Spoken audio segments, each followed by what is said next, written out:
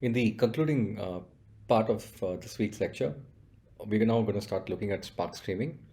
Uh, it's another option for the stream processing software component in the streaming architecture that we discussed in the previous week's lecture. So, Spark Streaming, as was alluded to multiple times before, is a module within the Spark family. Specifically, it's actually got the same set of transformations and actions that are supported. Additionally, it has specific nuances which are specific to the streaming context.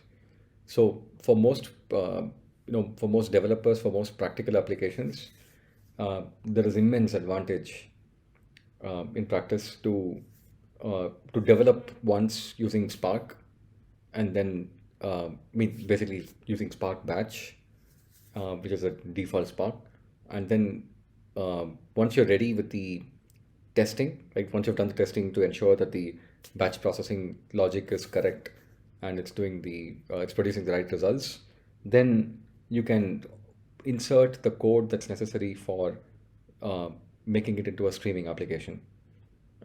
So usually when you do that, you convert the input source from like a batch source to a streaming source, and then you have to reason about the exactly one semantics or not, as the case may be. And then you also have to put in some amount of logic around how do you deal with moving data, etc. So we'll talk about that in a minute. So as long as you do these three things, the rest of your functional logic will remain the same, and that is actually very, very helpful, uh, both from a perspective of software development, because you could, like I said, develop it in your machine, test it out, and then once you're ready, put the streaming pieces in. But also from a perspective of executing in production without having to redevelop. Uh, like if you have to change some things, like the change is actually going to be applicable for both your batch as well as your streaming pipelines. The other thing here is Spark Streaming also evolved with the same optimization backend that Spark itself had. So, a lot of knowledge related to how do you performance tune Spark, how do you manage your cluster, how do you do the troubleshooting, etc. All of that carries into Spark Streaming as well. So that advantage is immense as well, because you don't need to learn multiple different technologies in order to support a production instance. Okay, so let's get to specifics of what streaming concepts Spark Streaming supports. Now, before I talk about what's shown in the slide, which is structured streaming, Spark Streaming started off with an older API. That older API was called as uh, DStreams, and that DStream API actually had native connectivity with Kafka, and then provided a mechanism for you to get the data from Kafka and then do some things with it, process it, and so on. Uh, the challenge with that API was that it didn't actually have any mechanism that was that was available for guaranteeing exactly one semantics. Uh, so remember I said that multiple actors need to come together. Like you have to have Kafka cooperating, you have to have Spark, the stream processing software cooperating, and you have to have the destination databases where the results are stored cooperating in order to get you exactly once. Uh, so when DStream API was built, Kafka itself did not have uh, transactions as an option, um, and because it didn't have that, the DStream API was actually not using was not actually having access to like a mechanism to get data from Kafka in a way that was exactly once. So that was one of the main reasons why DStream was deprecated, and then Spark community started to build this next version, which is called as structured streaming. The other major um, uh, challenge with DStream was it didn't have effective means of dealing with complex problems related to uh, data that arrived late, or data that arrived out of sequence. So remember we spoke about late arriving data in one of the earlier topics, one of the earlier videos. So in the world of streaming, late arriving data is actually even more of a problem because refreshed data, or basically data as soon as it's originated, is the fundamental assumption of streaming pipelines. And if you don't have that assumption uh, honored, basically if it's violated in certain scenarios, then a lot of assumption driven code goes for a toss, right? So if you've written code that says, like, do a running count and the running count of orders as an example, and if you now start to get like, okay, yeah, so you just keep publishing the running count. The running count goes up from, let's say, 10,000 to 15,000 to 20,000 over the course of a day, and then suddenly you know, rather you publish the final count, and that's 20,000 for the day, and then the next day the count starts from zero again, and when you start the next day's processing, you go from 0 to 100 to 200, etc. And then sometime in the morning, early morning, you suddenly get data corresponding to the previous day. If that happens, which what that means is the number 20,000 that you have computed for the previous day's order count is not true anymore, right? But can you go back and change that? And if so, what all needs to change? Like, you have to go back and change it in a database, in a data frame, in the final output that you're producing, whatever, right? So that becomes a challenge to reason about. So late arriving data is actually in general a very, very tricky problem. And in practice, it occurs quite often, right? Because you have multiple systems which need to talk to each other, and sometimes they don't talk immediately. They talk like maybe 5 minutes later than expected, and that also causes late arriving data. So instead of having the developer uh, have to deal with this again and again and again in their own manner, what the Spark developers, the Spark uh, contributors, what they did was to design a mechanism that allowed you to reason about it, right, in a way that was a lot more uh, cleaner than having to individually think about it yourself. So late arriving data was consciously, designed for as part of the read from the source, and in this case, the source is Kafka. So how do you read data from Kafka, or read data from another source that supports late arriving concepts, and then reason about it in a way that was cleaner, right? So with that as a background, let's take a look at structured streaming. So structured streaming is the second major version of the streaming interface. The word structured comes down to the meaning associated with the data being looked at as a data frame, uh, basically as a bunch of rows and columns. So we spoke about data frames when we did Spark Batch, right? When we did ETL by Spark and such, we spoke about how data frame was the fundamental unit within Spark. Obviously, that's the unit of computation that's typically going to be used by the developer, but even more fundamental to it is RDD. But let's ignore that RDD side, because for the most part you won't use it, right? You'll use data frames and you'll use Spark SQL, and you will move on in life, right? Likewise, in the case of a streaming data, you can still look at the output of a data stream as actually a table, and the table has a structure associated with it, which means it has metadata, it has column descriptions, and so on. The only difference is a stream is always on, which means the stream is always continuously flowing, new data is getting generated, which means the table that is being constructed by structuring the data is unbounded. Uh, this means that the table does not have an end. It has a start, which is the start of the stream. It keeps growing in a structured manner, meaning it keeps growing, uh, having a set of columns which have a specific set of meaning attached to it, but it just keeps getting added on as though newer and newer rows were added to the end of the table without ever stopping, without ever terminating, right? So that is the fundamental concept of structured streaming. So it converts a stream into a unbounded table, and then once you do that, then a lot of the batch processing kind of concepts start to apply. So If I need to do an aggregate, it's as though I'm doing an aggregate on a table. But if I do the aggregate on the table again and again and again across multiple different time instances, I'm going to get different answers, because the first time I do the aggregate, I might have just 4 rows, right? When the stream started. So I'll get the answer as 4.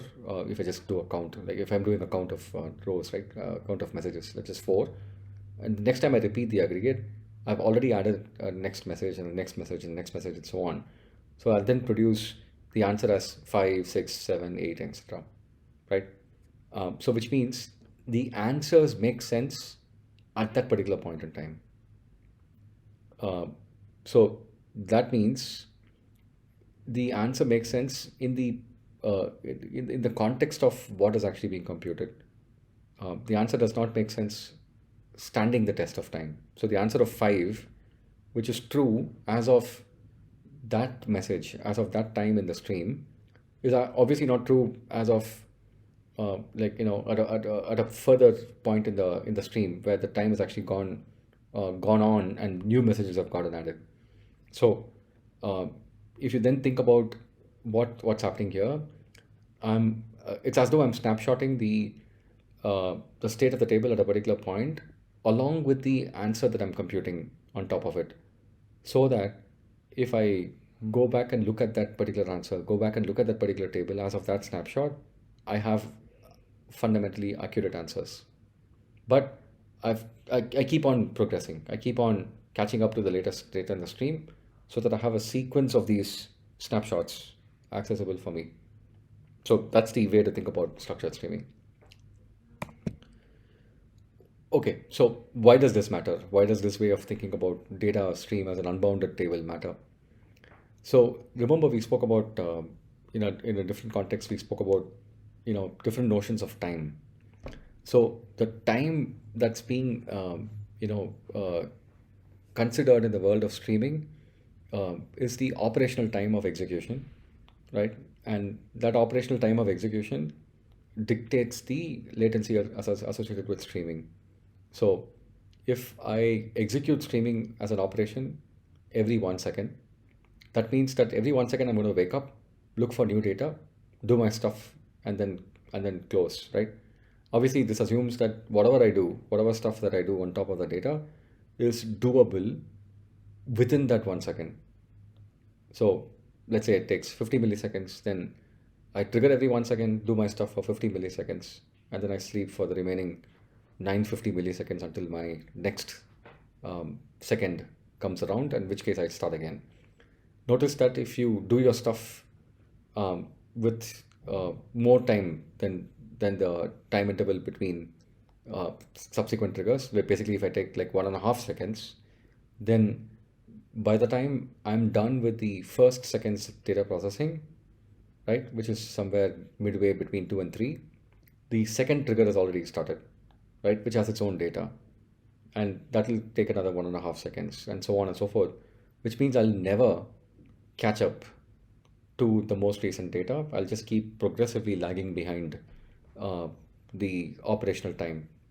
So you have to choose the frequency with which you do your streaming, keeping in mind the latency it takes to actually process the data in that particular window. Okay, so I use the word window now. A window is basically the portion of the data which corresponds to the time interval between successive triggers. So in this case, the window is 1 second. So within 1 second, whatever is there, I process it, right? That's the way to look at it. So what I'm doing here is I'm just plotting the snapshot of the entire system, right? Which is the input data, what happens with the structured streaming, what happens to the output.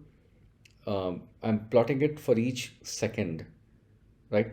And then you'll see what happens, how to reason about the correctness. So when the trigger executes for the very first second, at that particular point in time, up till the time equals 1, and let's say it's 1 second, 2 seconds, 3 seconds, etc. So up till time equals 1, the data looks in a certain form, right? Let's say it has 4 rows. And on top of that data, and obviously that data is the input, right, to my processing.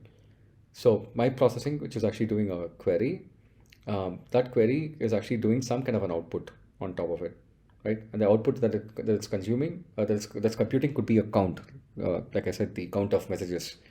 So started off with 4, it produces the answer as 4, right? 4 rows, and the answer is a number 4, and that gets emitted as the output.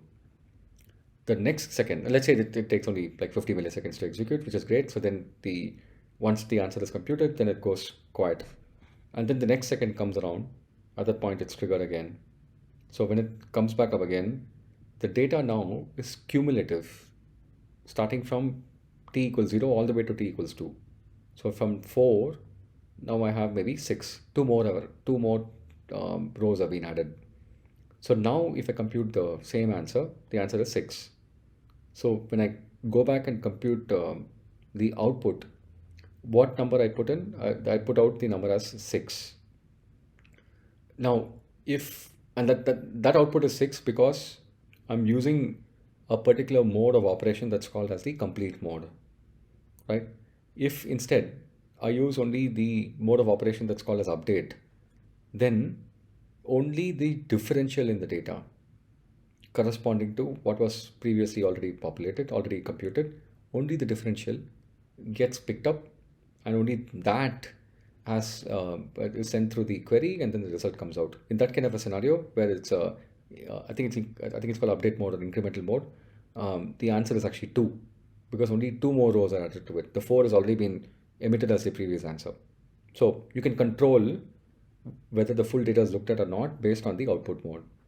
Obviously, the query will not need to change in this case because the operation is, capable of acting on partial data as well. But some other type of query might need to actually factor in that logic, right? Like the running count as an example. So then the third second, when it fires up, obviously the data has increased a bit more. So from 6, it's become, let's say, 9. And then again, based on the output mode, you would either emit out the answer as 9 or emit out the answer as 3, based on the update.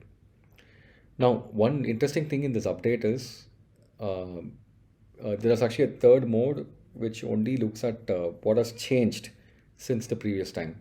So some input data sources could have mutable data, in which case the data itself could be compared. So what Spark is doing within structured streaming is that even though more data is available and some of the data is appended, it's actually comparing the data as well and to see whether there is actually something changed. If it's changed, let's say 2 of the 4 rows have changed in trigger 2, then those 2 along with the 2 which have been added get combined together, and then you get the final answer as 4 in that kind of a scenario.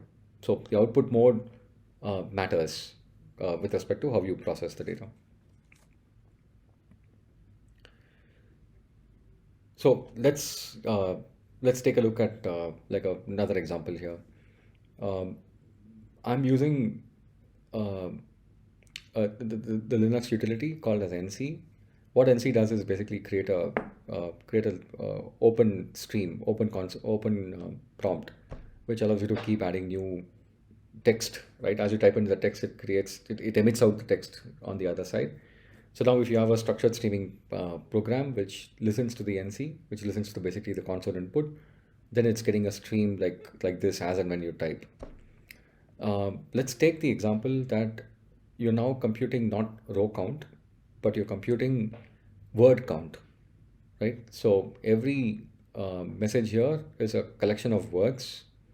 So you're doing message parsing, word tokenization, and then you're doing an aggregation on top of the tokens. And the aggregate that you provide, the aggregate that you compute rather, is then emitted out to the console, the same console from where you're getting the inputs from. Let's assume that's the problem statement. So let's assume again, it's an operation that gets triggered every second. So t equals 1, which is the first second that gets triggered. So the first input that gets read is the input that you provide to the NC, which is cat dog dog dog. So it parses, it computes the final tokens as cat is 1 and dog occurs thrice. So that's the word count table, and that gets emitted out. I'm using a complete mode in the output. Now in the next, before the next trigger gets triggered, the input has now added a new message, which is owl cat. So now the result table, which is a word count table, looks as though cat is 2, dog is 3, owl is 1. So in this case, all of these three things are emitted out. If you used output mode as update, uh, for instance, or output mode as append, right? Output mode append would only emit out owl is 1, because that's the only row that gets appended to the result. The remaining two rows are existing results, existing rows, existing keys, right? So the output mode append would only emit out owl. If you used an output mode as update, then it emits out cat 2 and owl 1. It doesn't emit out dog 3 because that has not changed compared to the previous output that was produced. But cat has changed from 1 to 2 and owl is new. So here's a more, so this example gives you a more nuanced view of what happens in the output flag. Okay, now time 3, dog and owl have again come in. So now cat has remained the same as 2, dog has become 4, and owl has become 2. Yeah, so I hope you get a sense of what happens here. So now with structured streaming, okay, so before I go further, let me actually just pause the video. I'll go through some specific syntax associated with structured streaming, which is very important for you to understand based on the documentation.